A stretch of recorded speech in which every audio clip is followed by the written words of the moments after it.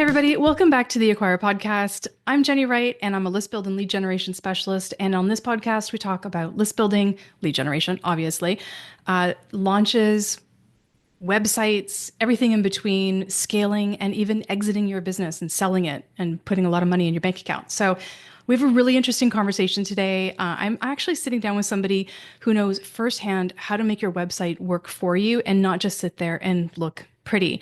Andrea Kronis is the co-owner and creative director of Inkling Design, where she helps heart-centered business create branding and websites and marketing materials that actually convert. This makes me very happy. And a very fun fact, Andrea and I actually go way, way back. We grew up in the same area. We actually went to the same high school, although a few years apart, which I think was super cool. And we reconnected at an in-person event here in Toronto a couple of years ago. And I literally was losing it. I'm like, you went to this school? Oh my God. And we were like, it was a fun time. So I am really excited to talk about this. So Andrea, thank you so much for being here. Yeah, I'm really happy to be here today. Yeah, it's going to be fun. Um, I really wanted to sort of get into your brain about why a well thought out user experience, or we'll call it a UX, and sort of like a customer journey on your website is really the key to converting leads and growing your list. So I kind of wanted to dive into your philosophy, your thoughts. So in your head, when you think about this journey, what's the biggest website mistakes that people are making over and over and over again?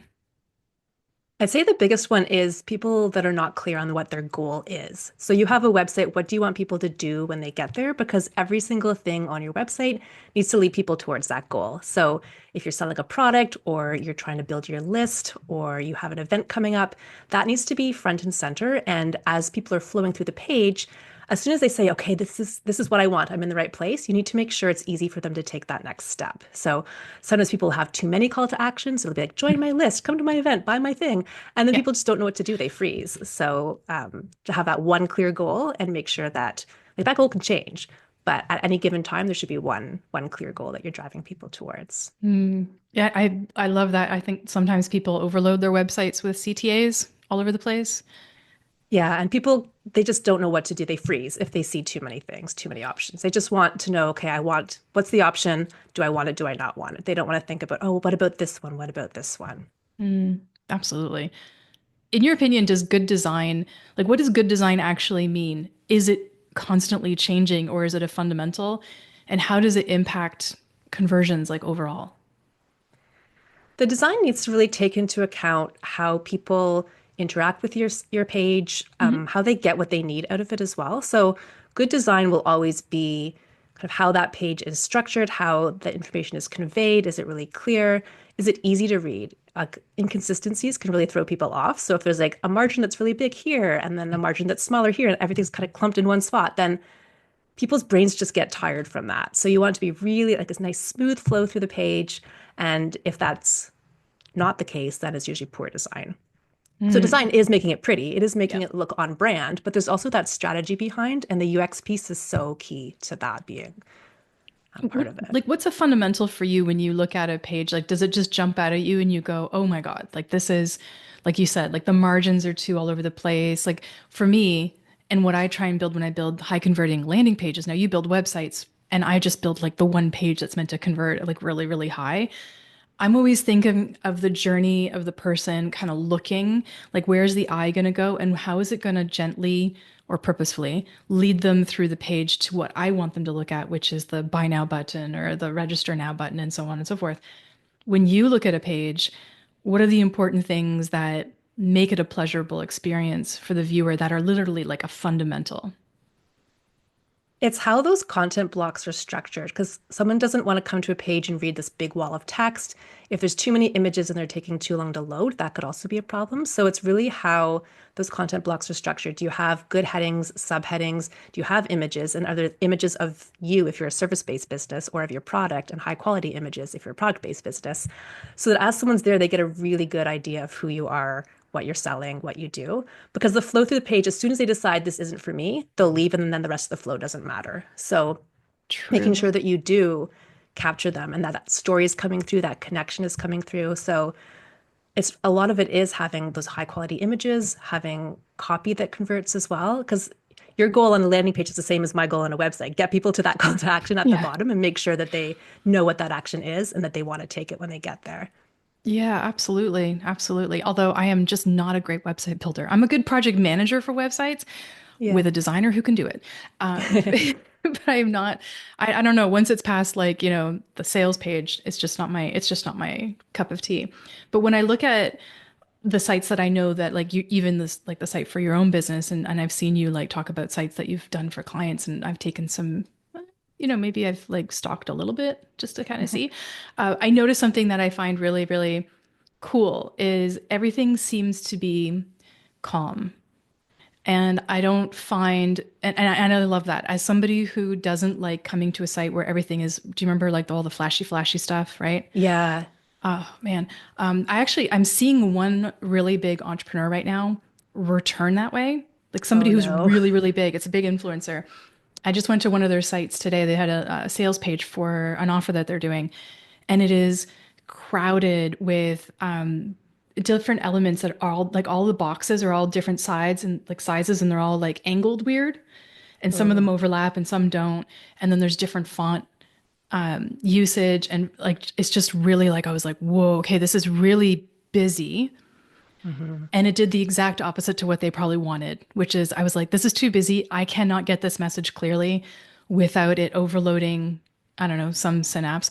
And I was gone. Yeah. And what I find is the pages that I've seen and the websites that I've seen that you built and your team build have a just more of a I can't think of a better word than it's just a more of a sense of like calm and enjoyment of the experience and a little bit more of like a flow. And I think that's really Yeah. important. Because I find that I've seen a trend recently that said that more of that collage style is going to come back. And I was like, people can really do that well, or they can do it really poorly. And what you're Yeah. talking about is that like when they do it poorly and it's just like it becomes a mess and people don't know where to look because there's no hierarchy on that. And it's just they don't know what to do next. And people, there's so much noise online in general that Yeah. why have your website, the one place that you can control, why have that also be messy and noisy? We I love we things that are just like modern and simple and like it doesn't have to be yes. boring to be calm, but it just has to feel good. Exactly, exactly. And when, I mean, you and I could nerd out about hierarchy because I think that's really underutilized. Yeah. I don't think a lot of people realize the importance of the hierarchy in your website and how you use it properly. And I know it sounds really, really nerdy, but it is actually super interesting when you get into sort of like how people approach a page and what copy needs to be a certain, level or certain hierarchy and so on and so forth. And Yeah. I just think the nerdier you can be on this process, which is why I think you're perfect for what you do, is you can really look at that and you can decide, you know what, we need this. Like this headline has to look like this subhead has to be here, this body copy has to be this, and so on. And I think the calm that I see and the enjoyment of the sites that I've seen is nothing is causing a flashing red light in my head, right? Everything's just Hmm. kind of purposefully moving through. The fonts aren't freaking me out, right? I hate when people overuse like a serif font and the kerneling's too close and this and that. Like we could really geek out, but Yeah. like all of those things. But and if you like this kind of stuff, you're probably like nodding your head, listening, going, yeah, yeah, kerneling drives me crazy. But for the rest of everybody, trust me, it actually really does matter. What I'm seeing a lot, and I'm wondering if you're seeing it too, is a lot of people are focusing on SEO and pretty branding, but are really neglecting the customer journey. And so I wanted to talk to you and I wanted to ask you what your opinion was of building out a really thorough and enjoyable customer journey. What does that like? What are the fundamentals there that you just like you stand behind? Yeah, I've noticed that too. A lot of people are like, oh, it's just about the SEO. And I always find there's a bit of a battle between the UX and the SEO because SEO is for search engines. Yeah. UX is for the person. I want a person to come to your site and have the best experience they can. Yep. If Google can't find you, that's a problem. But we don't want to have so many keywords jammed in your headings that it just the flow isn't there for the person that's reading it. So you need to just make sure that everything works. It feels good. You can flow through the pages, that people can take a breath and pause throughout it as well. So when you have like a break in the content, it's just enough of a break that people can, okay, now I'm going to the next section. Now I could take a breath. It's not like you're just going through everything really quickly and never getting to breathe. Yeah. You just want to think of it as this like joyful experience, kind of going through the page. Like this is your chance to connect with someone. That user experience is key in that. If they don't go through the page, they're not going to do that. And then from page to page as well, throughout the whole site, it has to be a journey going towards a destination, and you know what that destination is. So on the homepage, making sure that it's really easy for people to get to your blog if you have a blog, to get to your about page, to get to your services page, your product page. So just having enough on that homepage that no matter what someone wants to do next, if they don't want to join your list right now, they need a bit more information. What do they need from you? Do they need to learn more about you from your about page? Do they need to see what your services are? Do they need to read like your latest blog post and think, okay, this is an expert that I definitely want to connect with? So just making sure that you're kind of hitting all those different ways that people might want to take that next step if they're not ready to give you their email address yet or make that purchase. I think that's incredible advice. And I think it can be very almost bespoke depending on the person, the business, and the goal. So not everybody has to have their blog posts located on or like a right widget or something, and not everybody has to have the late like some sort of a, opt-in banner along the top or whatever everybody wants.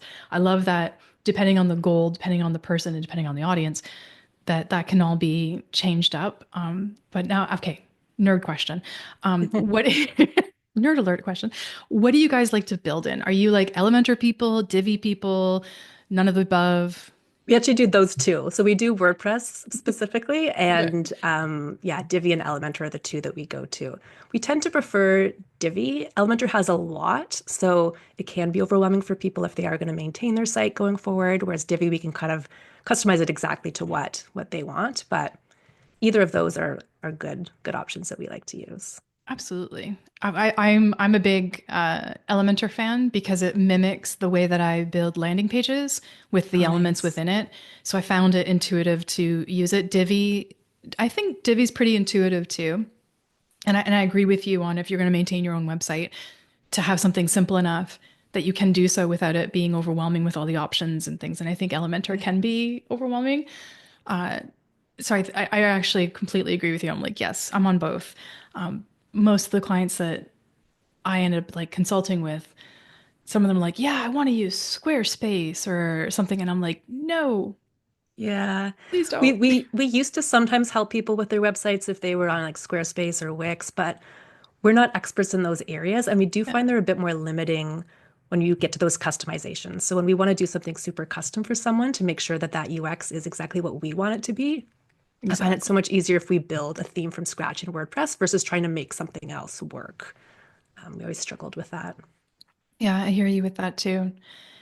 If the goal of the website is lead gen, what is your best piece of advice for optimizing a website for list building in like specifically? Hmm. I would say if you're trying to build your list, you need to make sure there's something on your website to make people want to join your list and making sure that you're promoting that enough so that people join. So, do you have a freebie that you have on your website that's easy to find that people connect with? Are you part of an event or a summit or something that you can advertise on your site and help get people to know who you are, who've come to you through some other link, but then also to get them on your list, you need to make Mhm. sure there's something there for them. What do you think? What do you think of people who just say join my newsletter on their website? No one wants to just join. We have it on ours just because it feels like a default you have to have on I your website. know, I But at the know. same time, someone would really have to love you to want to join your mailing list without knowing enough about you and not to get Exactly. something from it. Because Yeah. we've all subscribed to way too many things. We're trying to clear out what we've subscribed to. We don't want to add more. So Hmm. I don't think those are going to go away anytime soon, but like just join my newsletter. But you do have to do more. If that's your only way to capture leads, you're not going to capture very many Completely leads at agree. all. Yeah, I completely agree. But I do feel like it's a default. I do feel like it has to be there. For that And one person that's like, I want to join their newsletter and I don't know how to do it. yeah, It I has saw to be there for Andrea on them. such and such, and I just totally want to, hear more. I absolutely get it. And I think your audience really needs to know, like somebody who's big enough and who's been around long enough, people will just join the newsletter because they want to keep hearing from that person. But if Yeah. you're just building, most likely no. And usually a lead magnet is more in tune, and I think that's probably where you should focus. And then obviously summits and so on and so forth. I was going to ask you because I found it really interesting. I just had this conversation with another entrepreneur friend of mine. When you're gearing up for a launch, let's just say, what website tweaks or changes or improvements should you be prioritizing that could help that launch? Like, what do you have to look at? What are the things that you would checklist? I would make sure that whatever that launch is related to, that level of your expertise or your product or your service is highlighted front and center. So when someone gets to your website, it's not that usual flow, and then all of a sudden there's this thing that's different that Mhm. you want them to do. It has to be, you have to warm them up to what you're trying to get them on. So making sure that you are changing your call to actions, making sure that if you have testimonials that they're relating to the thing in your launch, just making sure that everything works for that, not just slapping it on and hoping that people buy. And also just Completely. checking, like, does your website still work? Sometimes people won't check their websites and they have a launch and the link's broken or there's something else that's not working. Like, make sure everything's working really well. So that if someone does go off and explore your website, they don't end up hitting that link that you didn't update yet, or they try to download something that's not relevant anymore. That may or may not have happened to me at the end of last year. Maybe. Uh, I switched from Active Campaign and Calendly over to High Level and realized that my blog and everything on my podcast, like all the show notes, was all pointing to the wrong thing. So Oh that was a no. Herculean task to go through every blog post and all the show notes for every episode of the podcast and make sure everything was pointing the right way. But it was a great, I actually, it was really, I felt really accomplished when it was done. It was a great audit. It was super, I mean, I thought I was going to hate it, but I actually super loved it at the end. I was like, felt super good that I was able to go through and now everything's aligned and pointing the right way. And I think it's important to look at that, especially if you forgot that you've changed a service. Yeah. You know, book a 30-minute call with me and it goes nowhere. So I was like, oh my God, I can't believe I did that. And I'm like in this business. I And know. So people don't think of it though. They're like, okay, everything's ready. And then like you should just get in the habit of like, oh, I've made a change somewhere. Let's just make sure everything works. Or I have a launch coming up. Let's just make sure every single thing on my site works. So there's no way that someone's going to get a link that's broken.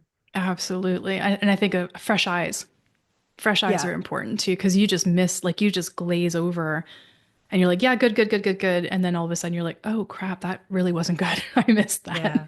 And check it So, on mobile and tablet too, because you might have oh, checked everything on desktop, but maybe you have something in your code that's making it different on mobile and you haven't tested on that. Then if traffic's coming from mobile, then you're going to lose those people. oh my gosh. Okay, talk to me about tracking for a second. What are the like must-haves for your clients that have to be on the website? Like what tracking software are you using? Are you like a SEMrush person? Are you, Google Analytics, both? Like what do you love having on there? We've mostly just been using Google Analytics because it's easy for our clients to manage. So they can go in and check it out themselves if they want to. If they have questions, we can always check it out as well. And it integrates really well with WordPress as well. So we can have the widget on the website if they don't want to log into Google Analytics on their own there as well. So Yeah. people often don't realize that they need analytics until later. They're like, oh, I kind of want to know how my site's doing. And it's like, well, that's why we set up front. Like, let's get Google Analytics on there so that you can, when you do start to want to make decisions based on where people are going, you have that data. If you don't collect that data, you have no idea where Yeah. people are going on your site. And it takes a little bit of time to collect the data. Like if you expect that you're going to put it on there, at 2 o'clock in the afternoon, and by 10 o'clock, you're going to know the results. Like, good luck. Has to Yeah. be accumulating data for a little bit, and then you can do that. It Makes depends how much sense. traffic you get too. Like if you don't get a lot of traffic or if you're a new business, it'll take even longer for that steady flow of business to come in for you to be able to analyze, how things are doing. Mm, absolutely. If you're thinking about trends, like we're at the time we're recording this, we're early in 2025. And if you're thinking about the trends for 2025, do you have like a little bit of a crystal ball sort of thought feeling of what is the big thing for UX or what's coming down the pike? I would say a lot of people, there's going to be a bit of a divide. A lot of people are relying really heavily on AI right now. Mm. Then there's also people that really want to give that personal experience. So while there's going to be more and more things that are the copies written by AI, the images are generated by AI, there's also a trend towards people wanting to be like, okay, this is who I am, and I want to connect with people on a personal level because I miss human interactions. There's only Yeah, so much you can do talking to a robot versus talking to a person. completely. And I love the more personal interactions as well on the website. Like you want, that's your chance to talk to someone, to connect with them. Yeah, So why not write that yourself or have a copywriter that knows who you are at your essence do that for you? I So completely I think agree. we'll see both. I think we'll see both growing over the next year. I think so too. I do think we're going to see a pendulum shift over and back, like back towards human based content versus AI based content. I think people are really getting savvy to what's being written by AI. Yeah. And sure, you can pump out content like nobody's business. I can have 10 blogs written in 5 minutes if I want, but I mean, there's no soul. It's missing that one, it's missing those intrinsic pieces unless you've spent a ton of time training up your AI. Although I think a lot, I mean, it's not going anywhere, Hmm. but I do think a lot of people are, at least in my understanding, are shifting a little bit back and going, I really just want that human to human approach and connection and Yeah. wherever possible. And I think we're gonna probably see a little bit more of that myself. I think so too. And also because anyone can pump things into AI and be like, oh, I'm an expert. I've written this blog post about it. It'll become very obvious who the actual experts are. Like I have over 20 years experience, so I can write my own blog post and talk about my unique point of view and what I know and what I do. And if someone has a question, then I can answer that question as well. Whereas if you're just using AI and it's writing it for you and it's not really what you know, but you kind of like, okay, this is what AI says it is. So that's probably what the experts are saying. How are you going to actually engage with someone if they have a question about that? And how are you going to use that to actually improve their life if they do hire you? So I think that's a lot of it too. I do too. I wanted to ask you this, and I think it's really interesting because we did go to the same high school, which I think is fun. How did you end up doing this? Like, where did your path go? Because I know my path was not a straight path into entrepreneurship. Like, I had an English degree. I Yeah. actually I wanted to have a French degree. I wanted to actually be like a translator for the UN and travel and do all that kind of stuff. That was my original plan. And then everything kind of changed. And, I never, like when I graduated from university, I never left the job that was paying for university. Mm. And I got into marketing through that job. But I was never in marketing. That was never my plan. Like, how did you end up in this field? Was it a straight path? Was it, No, not a straight path. So I went to university for 2 years for nutrition because I was always told like it's harder to get a job in the arts, so like choose science pretty much. So I did, and I didn't like it. So I was trying to find out like what can I do with my passion for art, and I didn't even know graphic design existed. But then a friend told me, and I was like looking up college courses, and I was like, okay, this seems like it kind of marries design and art, which I like, and you could actually get paid for it versus like if I was an artist, a visual artist, you have to be very good to get paid. So switched to graphic design, got a couple corporate jobs on the side, started my own business. So I was just like, I'm just going to freelance on the side. Didn't have any actual plan of how am I going to get clients, what's going to happen. But one of my friend's moms knew someone that needed a website. I was a print graphic designer. I'd never done a website before, but I said, yes, I will do that. I think I charged like $400. At the end of the day, I made like $2 an hour because I was learning how to do yeah, websites. And that was over 20 years ago. So back then, a website just had to be up. It didn't have to be, it could be pretty, but within limitations because there were very strong limitations back then, but there was yeah. no UX. There was like no thought to like every website just had the same kind of things like the buttons, the links, some text, some images, and that was it. Um, but got that first website up, and then the business kept growing. I was freelancing for a long time and then started to get too busy. So quit the job that I had, got a business partner 7 years ago, grown our team. There's 6 of us, including myself and my business partner, Wow. and we're able to serve so many more people. And UX is a huge part of what I do. Like I do the design, the UX. I still do graphic design as well, but I love UX because it's just like, how can we make something work so well for people when I've come from a place where websites didn't do that at all. So I know what that experience is like when that was the expectation and that's what websites looked like. That was Yeah. fine. But now, like, it can be beautiful, it can be strategic. And it could work for you. Like a website has so much potential to be this like great sales and marketing tool for people. But so many people are just like, man, whatever, I'll get to my website when I have time. Focus on Instagram, focus on something else where you don't have that kind of control over the whole user experience. Hmm.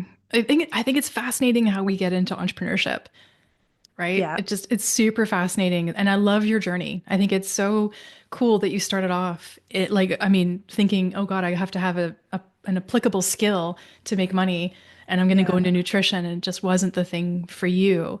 And graphic design worked like for you and then also you were able to build a business off of it. I find that just an incredible journey and they never seem to be straight. Like No. they're never like A to B to C. It's always like A to A B and then, one, two, three, and then maybe you get in a loopy loop and then you end up back where you are. And I find that Yeah. so fascinating. And you've been doing this how long? 20 years? In November, it was my 20-year anniversary of creating Inkling Design. So, Oh yeah. my God, congratulations. Thanks. And if you asked me 20 years ago, would I have my own business? Would I have a business partner, a team? I would have been like, no way. That sounds way too risky. I like things to be like safe and like to not take those kind of huge leaps. But I'm glad it was a slow leap because it took 20 years from then until now. But It's a yeah, leap zero, nonetheless. zero regrets. There's no way I could ever go back to working for someone else. I just love what I do and just being so involved with the clients and getting to see what their dream is, what their vision is, and then make that into their website or their branding, whatever we're doing That's for them. amazing. Yeah, it's gonna be 13 years for me next month. Nice. Yeah, yeah. But 13 years feels like baby years compared to the 20 that you've got popped in Now, there. once you've So hit like 5, 6 years, I feel like anything after that is like, okay, you're good. yeah, I start to feel like you start to feel like you're one of the entrepreneurial elders. You know what I mean? And because you've got Mhm. people coming and going, yeah, I've been doing this for 2 years, and you're like, cool. Talk to me when it's been about five, and you've gone Yeah. through a recession or a Yeah. pandemic, and then we can Yeah. chat, It's so right? many learning experiences throughout the way because anything that happens in the world, I feel like we really feel it as entrepreneurs. Yeah, it directly affects us because what's going on in the world directly affects our clients and their ability or their tolerance for doing things within their business. Like a website could be put off. Yeah.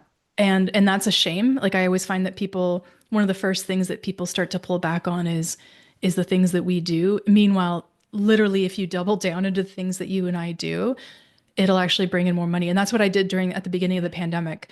I was like, okay, things could get crazy here. I'm just going to literally double down on list building and get people to do more Yeah. of it and encourage them to do it. And it'll get them through what I anticipate is going to be a really bad time. And it was, I mean, my business actually grew during the pandemic and I didn't think it would, but I felt very fortunate that there was a lot of people who saw it the way I did Yeah. and I could found go a lot of forward. people were reaching out, but because Kelly and I both had young kids, there was just, we didn't have the capacity without school, without daycare. So we Yeah. had to turn people away, which is Oh, hard because we always want to be able to serve people and help them, but we just couldn't. We were at capacity. of course not. I mean, if you got kids at home during the pandemic, I mean, that must have been crazy for you. I can't even imagine how that would have been. My gosh. Oh, okay. Well, Andrea, I could keep this going forever and ever, and I definitely have to have you back. I want to get more in depth into UX on another conversation, maybe on a totally different tangent, but I could have so much fun doing this. This has been such a good conversation. I feel like you've broken down exactly what your website needs to do, not only to just look good, but how it could work for you and guide visitors on your website sort of like seamlessly from curiosity to creating that conversation, which I think is just hyper important right now.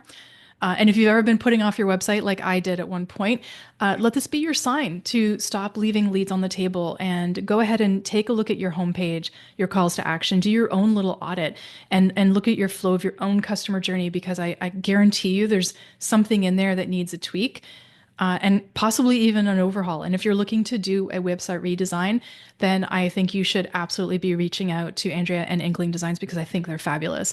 And so if you haven't done that or you want to, go check it out. We'll have everything in the show notes for you to go and check them out. I think they're fabulous. Also, I'm always gonna, push a hometown girl, and what she does. So, Andrea, thank you so much for doing this. Thank you so much for having me. It was great chatting with you.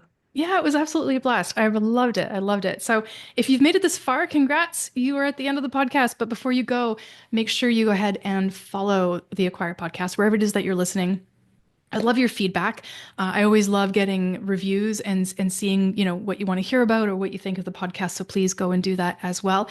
And we've got great guests coming up.